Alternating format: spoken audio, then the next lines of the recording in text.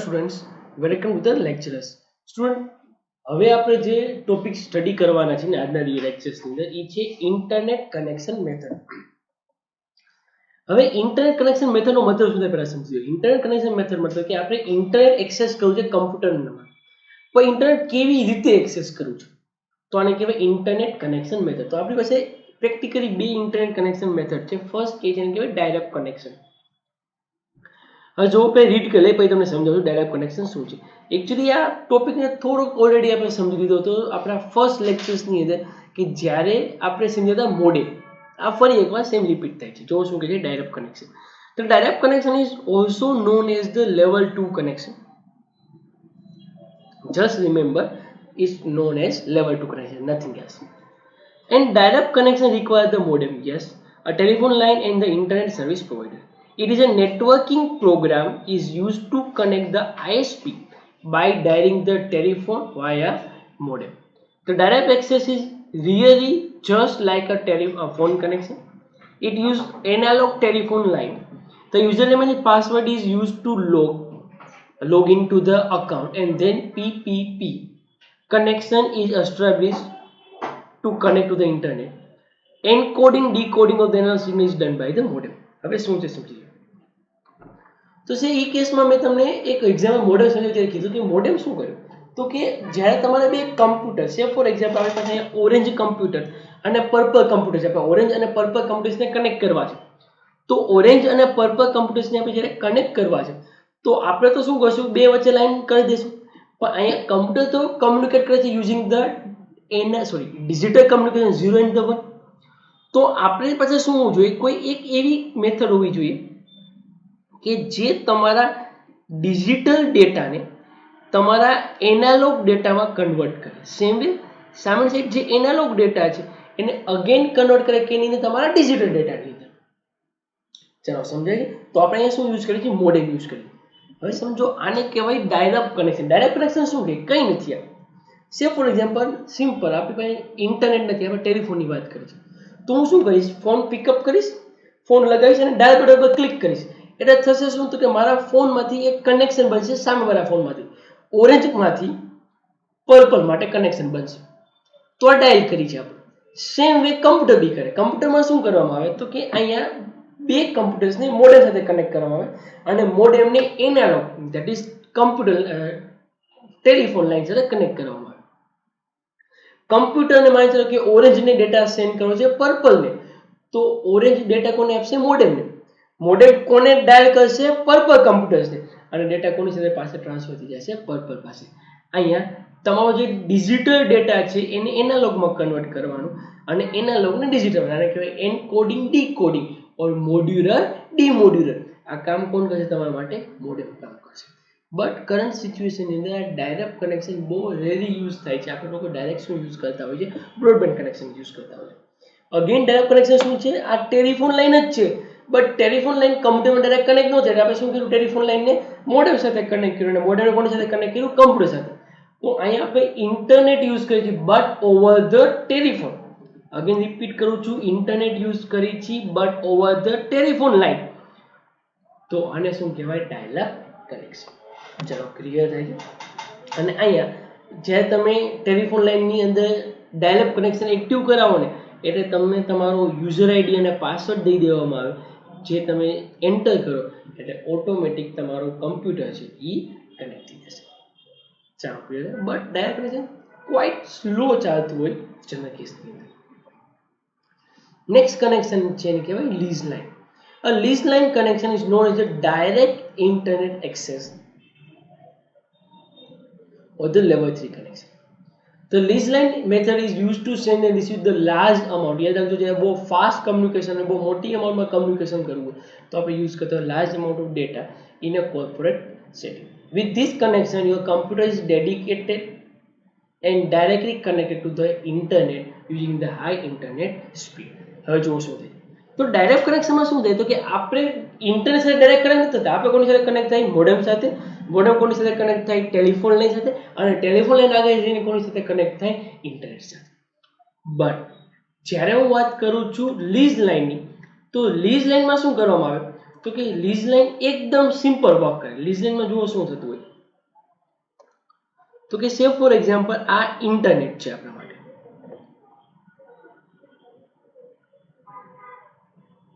સે for example આ આપણું ઇન્ટરનેટ છે જ્યાં બધા જ કમ્પ્યુટર્સ કનેક્ટ થાય છે.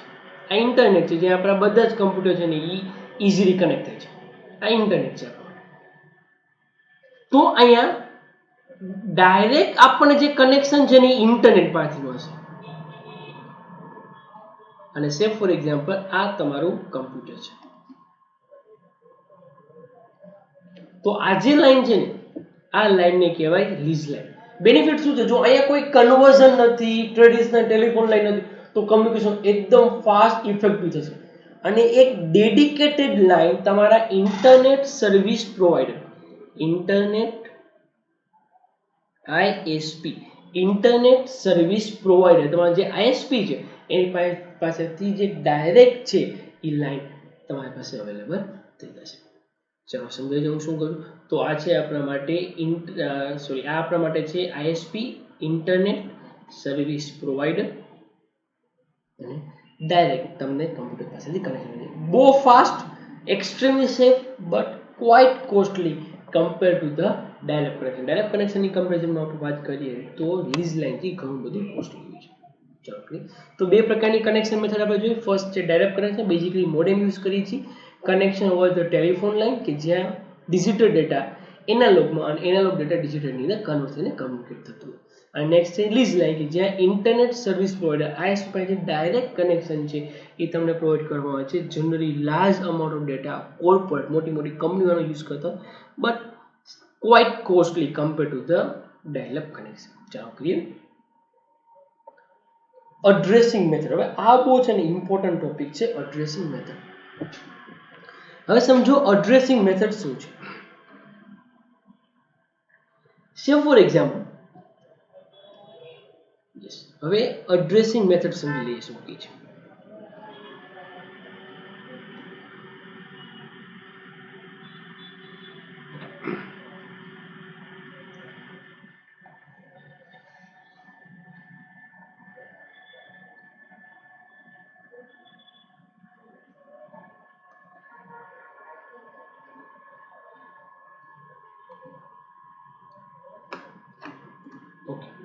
હવે સમજો અડ્રેસિંગ મેથડનો મતલબ શું થાય.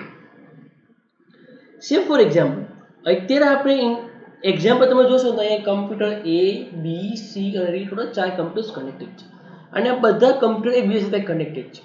સે ફોર એક્ઝામ્પલ કમ્પ્યુટર એ ને આપણે કમ્યુનિકેટ કરાવવું છે, કમ્પ્યુટર એને આપણે કનેક્ટ કરવું છે. સે ફોર એક્ઝામ્પલ આપણે કમ્પ્યુટર એને કનેક્ટ કરવા માંગીએ છીએ with the computer D. Computer D સાથે આપણે કનેક્ટ કરવું છે.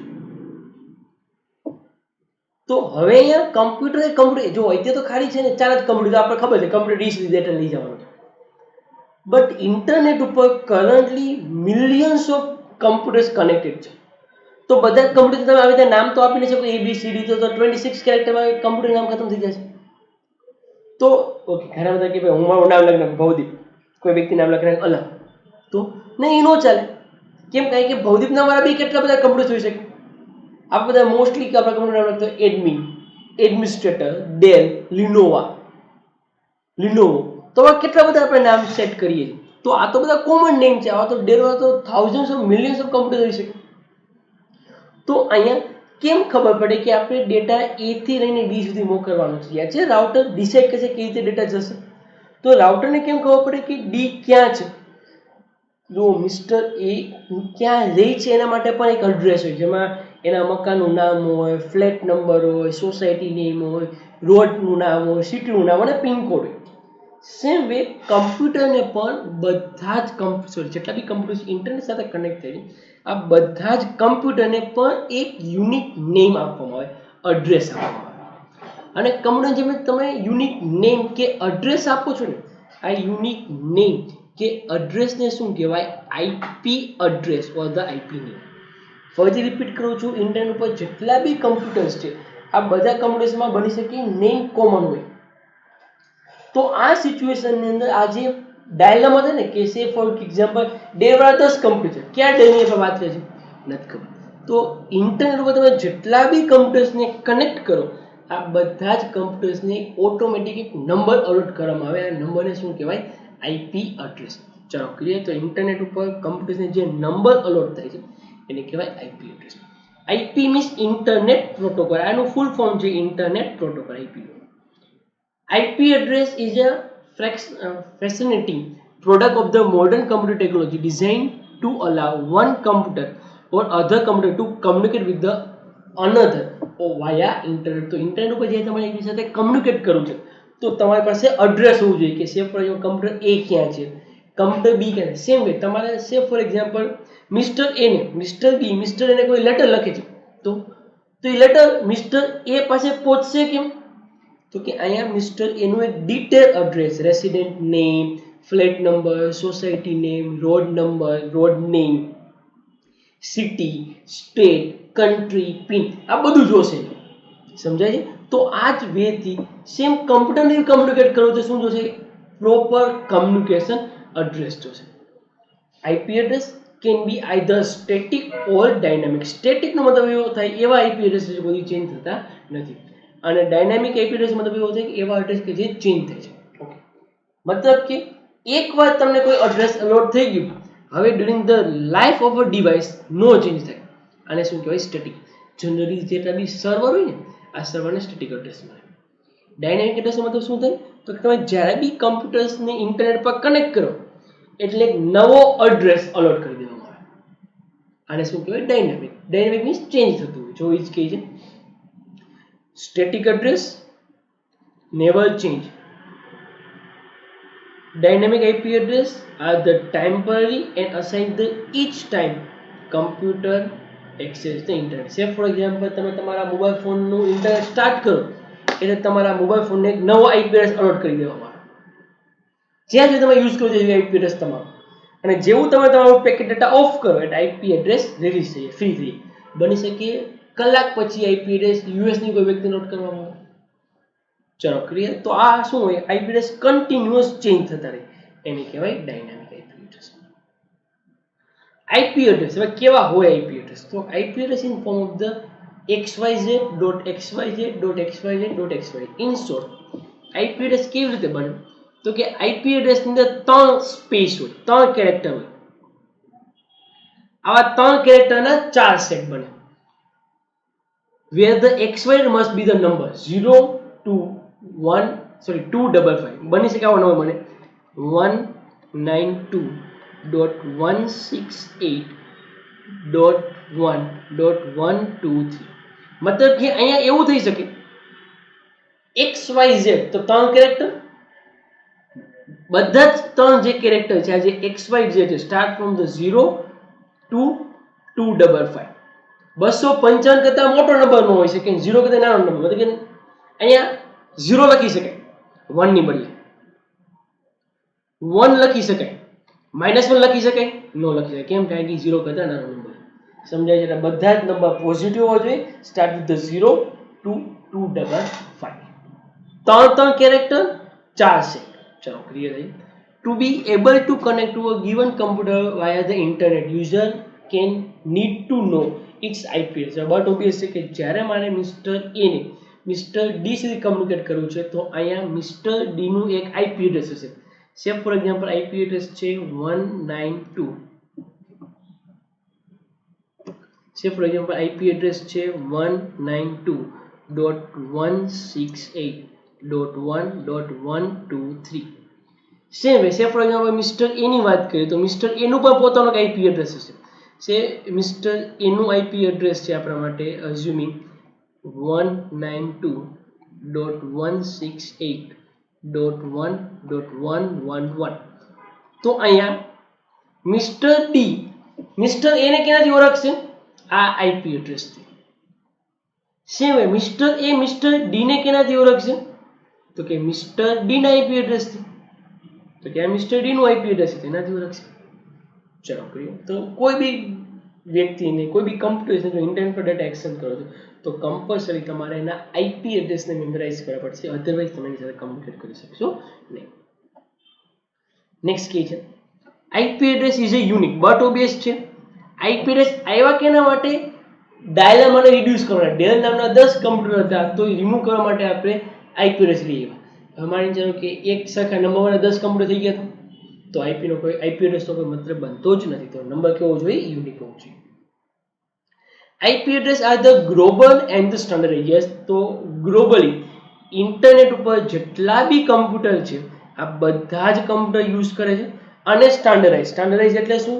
તો કે અહીંયા ફોર્મેટ સેટ છે 0 2 255 અને આવા 4 સેટ. આના કરતાં મોટો નંબર ન હોઈ શકે, આના કરતાં નાનો નંબર ન હોઈ શકે, એકદમ standard. No two machine can have the same IP, but obviously unique નો મતલબ જ થયો. No same IP address given for the two or more companies. એક કરતા વધુ કંપનીઝને સેમ IP address ગ્રાન્ટ થશે નહીં. All machine connected to the internet agree to use the same scheme for establishing the address. ફરી એકવાર same scheme નો મતલબ ખબર પડી ગઈ તમને? શું છે? 0 2 255 આની વચ્ચે નંબર હોવો જોઈએ અને કેટલા સેટ હોવા જોઈએ? 4 સેટ. આ સ્કીમ જ બધા લોકો કમ્પલસરી યુઝ કરો. તમારો ફોન છે, મારો ફોન છે, કોઈના લેપટોપ કંઈ બી હોય, બટ બધા જ કમ્પ્યુટર્સ, બધા જ લેપટોપ જે ઇન્ટરનેટ સાથે કનેક્ટેડ છે એ કમ્પલસરી આઈપી એડ્રેસની એક જ સરખી સ્કીમને ફોલો કરે છે. તો આ છે આપણા માટે આઈપી એડ્રેસ. હવે નેક્સ્ટ કે છે DNS or the domain name system. હવે DNS કે ડોમેઇન નેમ સિસ્ટમ છે ને, આ કેવી વસ્તુ છે? જો આને આઈપી એડ્રેસના રેફરન્સમાં સમજવાની ટ્રાય કરી. આપણને એ ખબર પડી ગઈ કે ઇન્ટરનેટ ઉપર જેટલા બી ડિવાઇસીસ છે બધાના એડ્રેસ આપેલા છે અને you have to remember that particular address, otherwise you can not communicate with that particular server of the computer. મતલબ કે અહીંયા તમારે મિસ્ટર ડી નું નામ યાદ નથી રાખવાનું, તમારે શું યાદ રાખવાનું છે? આઈપી એડ્રેસ યાદ રાખવાનું છે. હવે તમને એવું લાગે છે કે આ એડ્રેસને મેમોરાઇઝ કરવા ફિઝિબલ છે એ જે હ્યુમન નથી. આપણા મોબાઈલ ફોનમાં શું કરીએ છીએ? આપણા ફેમિલીમાં કેટલા બધા લોકો, બધા પાસે મોબાઈલ ફોન છે, બધા પાસે નંબર્સ છે. તો શું તમને તમારા ફેમિલીના બધાના નંબર બાય હાર્ટ યાદ હોય છે? નહીં. આપણે શું કરીએ છીએ? આપણા મોબાઈલ ફોનના કોન્ટેક્ટની અંદર એક નંબર સેવ કરીએ. સેવ ફોર એક્ઝામ્પલ XYZ વ્યક્તિનું નામ અને નંબર લખી નાખ્યો. પર્પઝ શું છે કરવા પાછળનો? કે જ્યારે બી ફ્યુચરમાં આપણી સાથે કમ્યુનિકેટ કરવું હોય તો આપણે શું કરીએ? એ નામ સર્ચ કરીએ અને ઓટોમેટિક એ નામ પર ક્લિક કરીને તો મોબાઈલ ફોન નંબર ફોન કરે, એ સ્ટોર કરેલા નંબર. આ સેમ મિકેનિઝમ જ્યારે ઇન્ટરનેટ પર આવે ને એને કહેવાય DNS. ફરી એકવાર રિપીટ કરું છું, આપણે મોબાઈલમાં શું કરીએ? એ વ્યક્તિનું નેમ સ્ટોર કરીએ અને નંબર સ્ટોર કરીએ. એકચ્યુઅલી ફોન કોને કરવો છે? નંબર નહીં, બટ આપણે નંબરને મેમોરાઇઝ કરતા આપણે શું યાદ રાખીએ છીએ? નામ, કારણ કે યુઝર ફ્રેન્ડલી. અને જેવું તમે નેમ પર ક્લિક કરશો એટલે ઓટોમેટિક નંબર ડાયલ થઈ જશે. સેમ વે ઇન્ટરનેટ ઉપર માની ચાલો કે તમારે કોઈ એક વેબસાઇટ એક્સેસ કરી છે. સે ફોર એક્ઝામ્પલ વેબસાઇટનું નામ છે google.in. આ ડી નથી, આ ગૂગલ છે. તો આપણે ગૂગલનું આઈપી એડ્રેસ યાદ રાખીએ છીએ? નથી. આપણે કોઈ દિવસ ગૂગલ સર્વરનું આઈપી એડ્રેસ યાદ નથી રાખતા. આપણે શું યાદ રાખીએ? google.in યાદ રાખીએ. જેવું તમે google.in ઉપર ક્લિક કરશો એટલે આપણું બ્રાઉઝર કોની પાસે જશે? DNS પાસે જશે. DNS શું કરશે? google.in ને સર્ચ કરશે અને રિપ્લાયમાં તમને શું આપશે? નંબર આપશે અને તમારું પેકેટ તમારા મેસેજની નંબર સુધી ડાયવર્ટ કરશે. સેમ વે તમે તમારા મોબાઈલ ફોનની અંદર વ્યક્તિનું નેમ અને નંબર સ્ટોર કરો છો. તમારે ફોન કોના પર કરવો છે? નંબર પર. પણ તમે નંબર કોઈ મેમોરાઇઝ કરતા, તમે શું મેમોરાઇઝ કરો છો? નેમ. નેમ પર ક્લિક કરશો અને ઓટોમેટિક નંબર ડાયલ થઈ જશે. તો આ જે સિસ્ટમ છે આ સિસ્ટમને શું કહેવાય? DNS, domain name system. અને આને શું કહેવાય? Domain name. Domain name system શું? કે કંઈ નહીં, ડોમેઇન નેમને લિંક કરે આઈપી એડ્રેસ સાથે. તમે ડોમેન સિલેક્ટ કરો ઓટોમેટિક કોના પર તમે જતા રહેશો? IP address. જોશો stand for the DNS. It able to connect any given computer via internet. User can send to a known IP address, but because the number are hard to remember, domain name is used. Actually તો આપણે communicate કરવા માટે શું use કરવું પડે? Numbers. but number is hard to remember, so we use the domain name. અને mechanism રાખી દો, domain name select કરો ઓટોમેટિક તમે ક્યાં ડાયવર્ટ થઈ જાઓ? એ પર્ટિક્યુલર આઈપી એડ્રેસ પર. Domain name system translate the domain name you enter into the browser into the IP address. આપણે already વાત થઈ ગઈ, આપણે શું કરીએ છીએ? ડોમેન નેમ કેમાં ટ્રાન્સફર કરી દઈએ છીએ? પર્ટિક્યુલર નંબરની અંદર. This is done automatically and user need not worry about it. તો અહીંયા આપણે નંબરની મેમરાઇઝ કરવાની કોઈ રિક્વાયરમેન્ટ નથી. Just type the google.in or gmail.com, facebook.com, instagram.com, automatic તમે ડાયવર્ટ થઈ જશો, ટ્રાન્સફર થઈ જશો એટલે પર્ટિક્યુલર વેબસાઇટ. ચલો ક્લિયર. તો આને કહેવાય DNS or the domain name system. ચલો ક્લિયર. તો અહીં આપણે બે મેઇન એડ્રેસિંગ મેથડ સમજ્યા. એક હતી IP એડ્રેસ અને DNS. એકચ્યુઅલી IP એડ્રેસ શું છે કંઈ નથી, સોરી DNS શું છે કંઈ નથી, IP એડ્રેસ સાથે કનેક્ટેડ એક એન્સિલરી સપોર્ટિંગ કન્સેપ્ટ છે. ચલો clear. That's it for the current lectures. વધુ આપણે નેક્સ્ટ લેક્ચરમાં જોઈશું. Thank you very much.